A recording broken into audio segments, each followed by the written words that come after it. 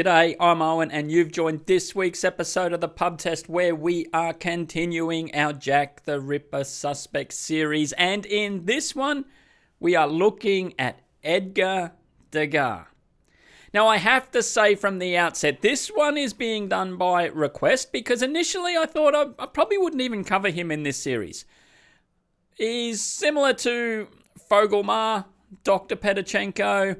Just a quick sort of footnote in this whole Jack the Ripper saga. And then I thought I'd just better do some extra touch-up research on this to make sure I wasn't missing anything, and my goodness was I not blown away. So not long ago, probably only a couple of months ago, Edgar Degas has just blown up as a Jack the Ripper suspect. So I then had to dig in a bit further to find out how this happened, what the evidence is, and then does that actually pass the pub test? Now this one is going to be slightly different to the others from the point of view that most times in this series I haven't really expressed my personal view on it, rather than everyone else's ideas or theories or the general consensus. But at the end of this one, I'm going to be sitting at the pub there and I am going to express my thoughts on it. So, let's dive straight in. Who was Edgar Degas and how does he fit in to the Jack the Ripper saga? So, Degas was born in 1834 in Paris, France, and we'll only touch on the most significant things in his life because we could be talking for a very long time here otherwise.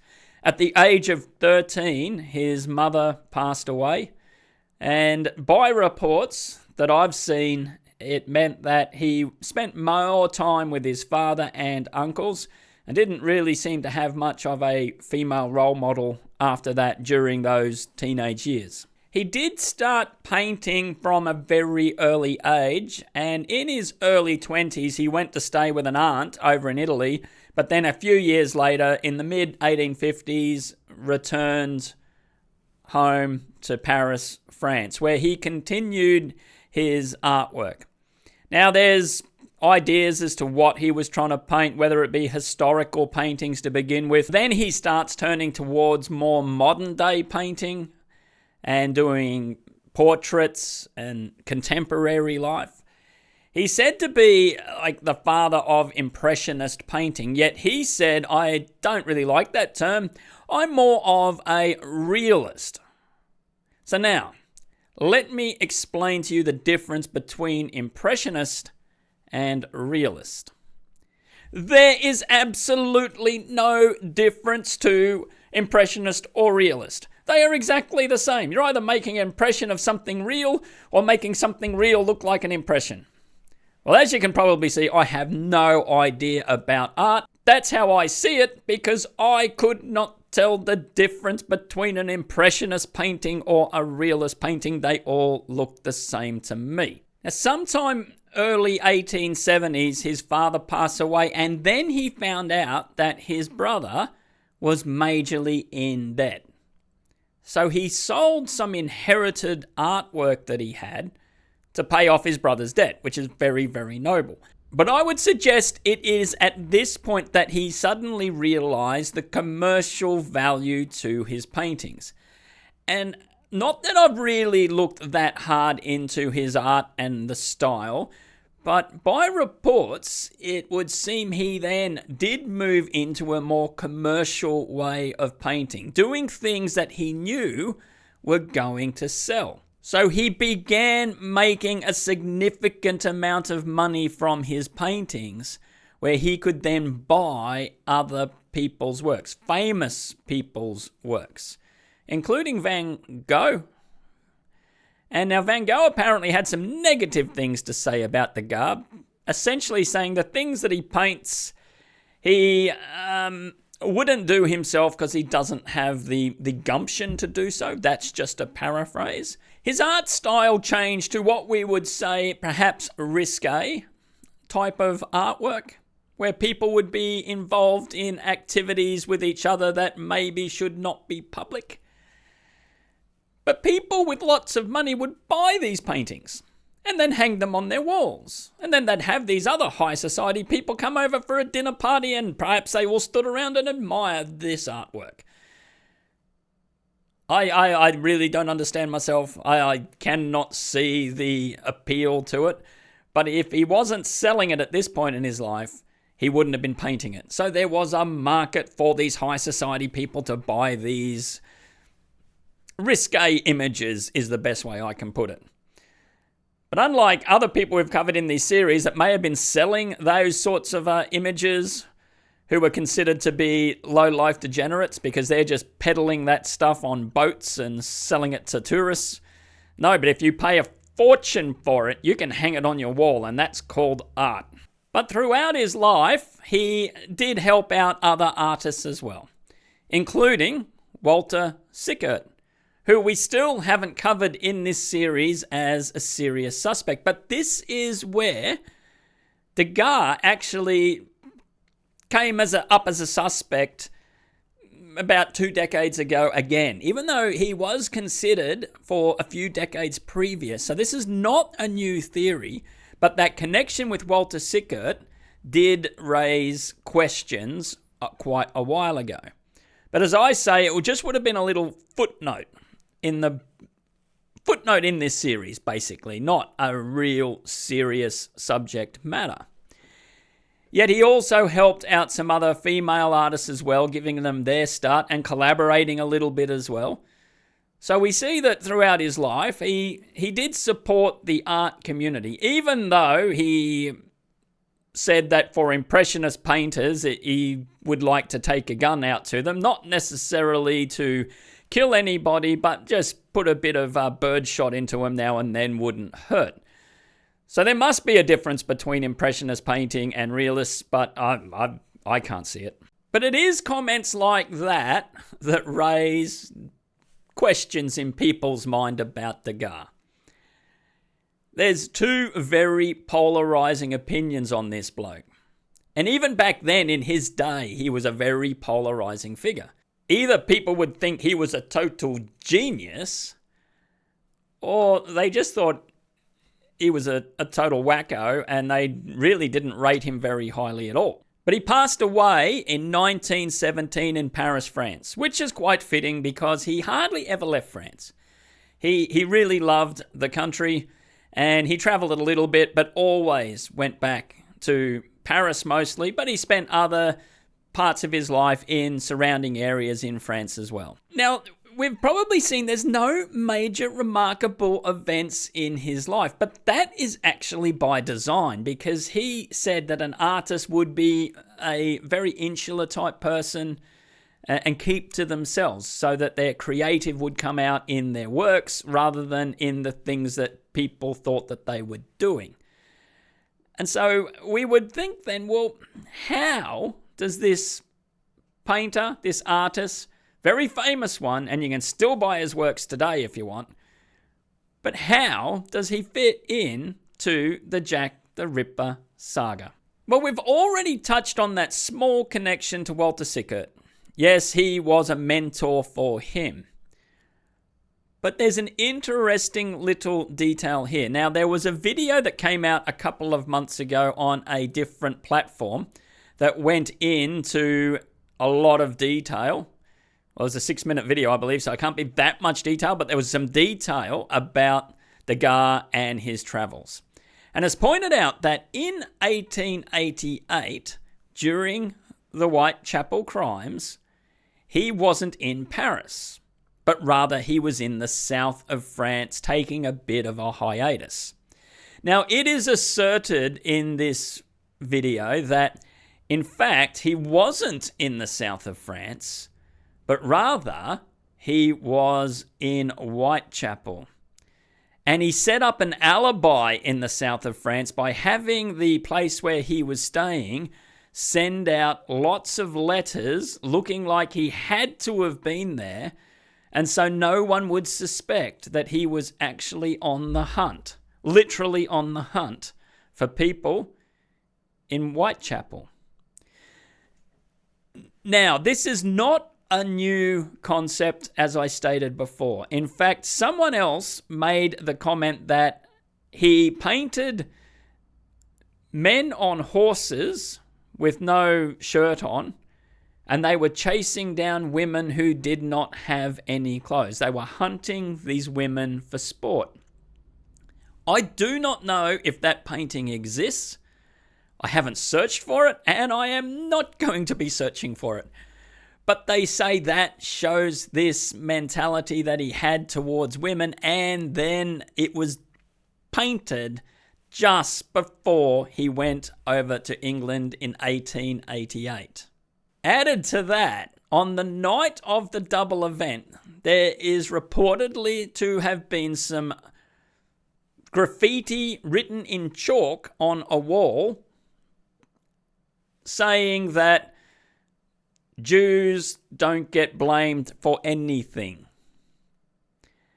And it's also said that this writing was done in a bit of a French vernacular because it wasn't written in proper English.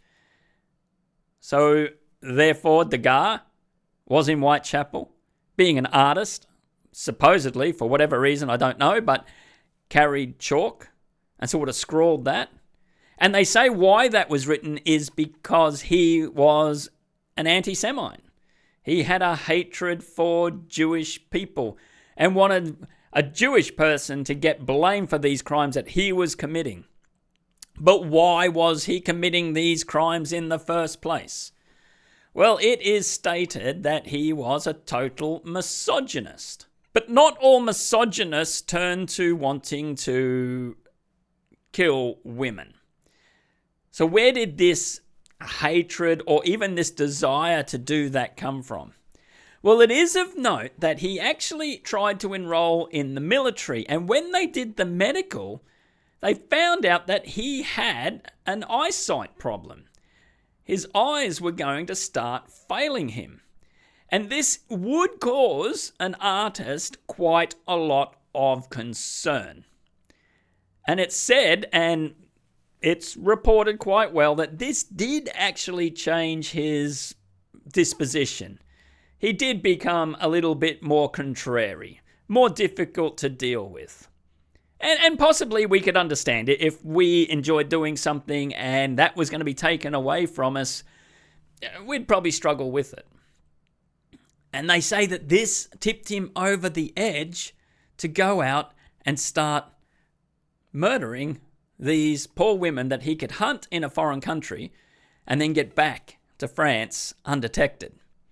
And what's of note, you could actually get a train of sorts back then, from Paris to London, and it'd only take you about 2 and a bit hours.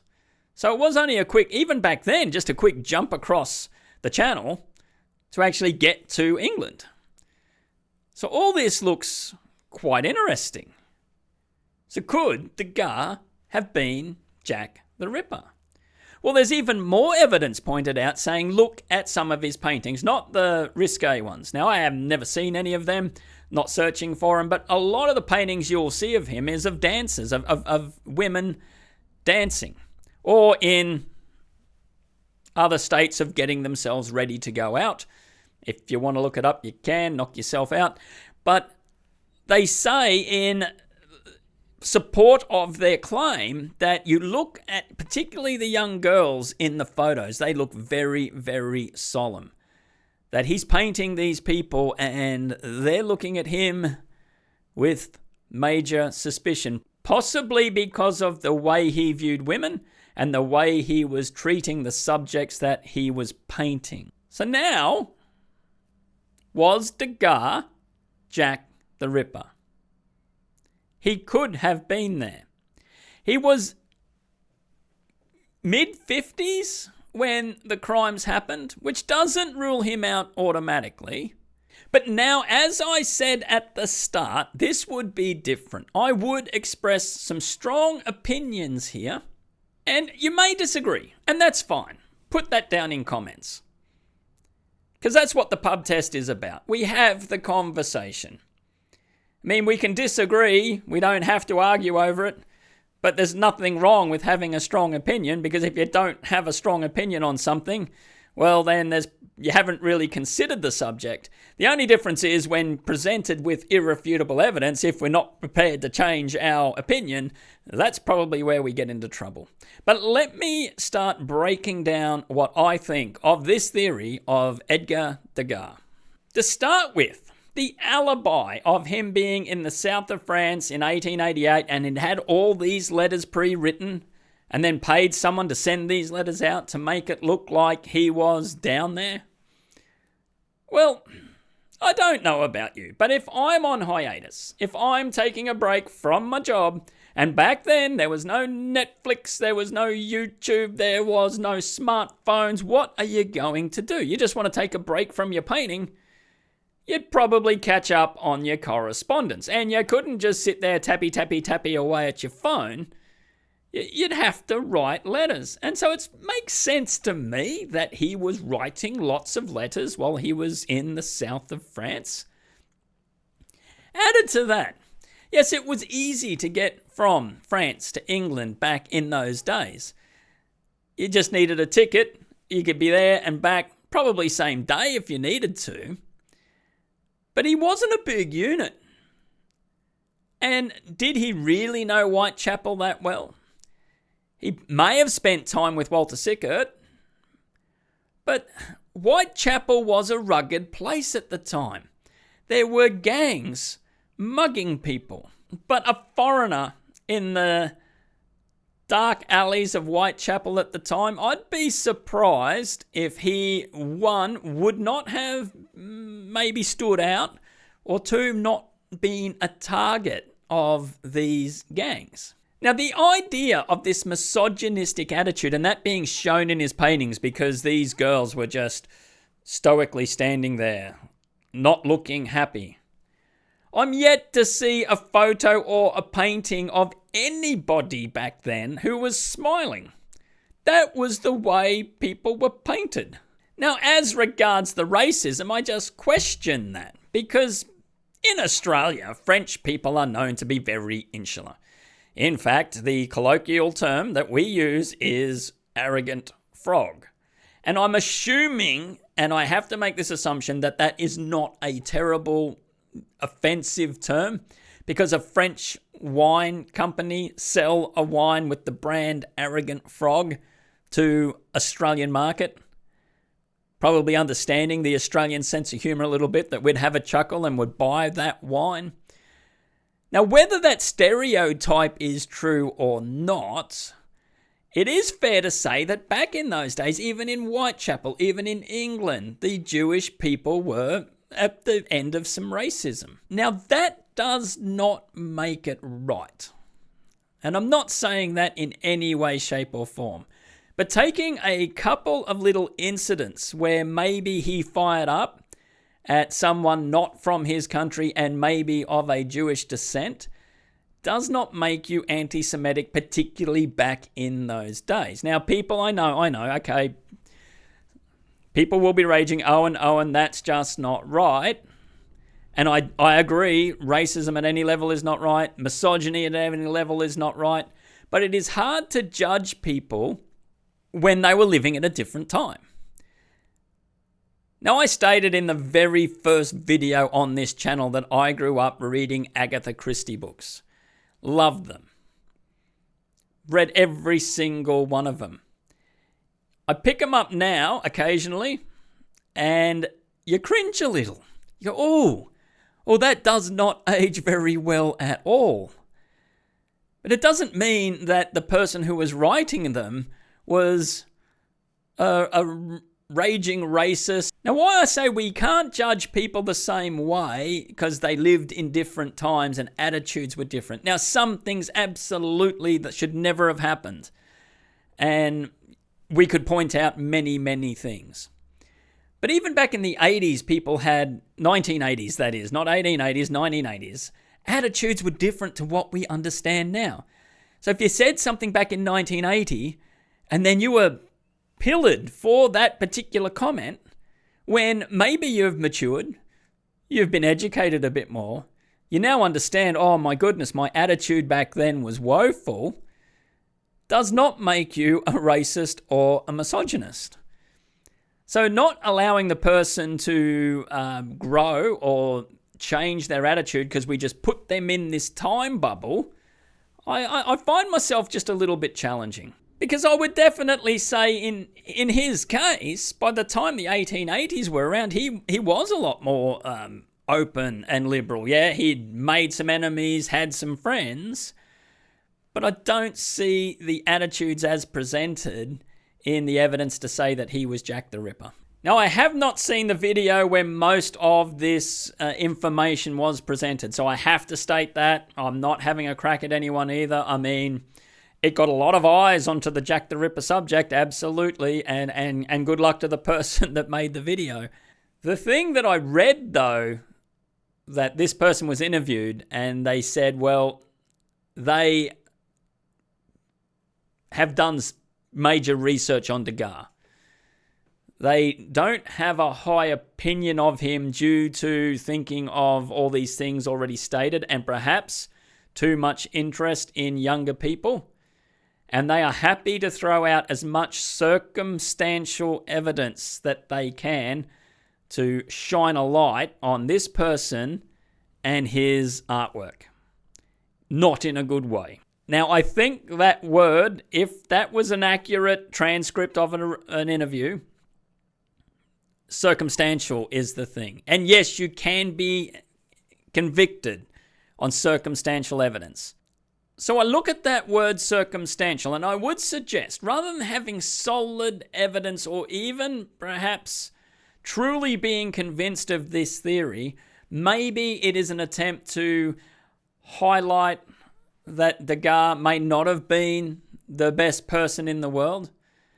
Maybe questioning why people are buying his paintings and why people still hang them up in dance studios and other places.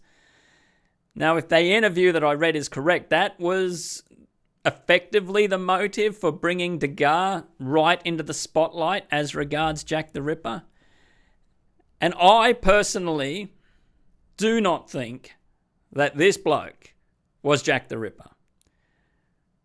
Now, there could be more evidence, and this person is digging for more evidence. I really just don't see it myself. I really thought he'd just be a small footnote, as I've mentioned before, but there you go. So that does bring us to an end of this week's episode of the Pub Test. I am very interested in your thoughts on this one because no doubt many people are looking at this at the moment and there could be heaps more information and different opinions, and I don't mind different opinions or people bringing up other evidence. That's fine. That's what we're here for, to have that chat. I'm Owen. You've been watching the Pub Test, and we will see you on the next one.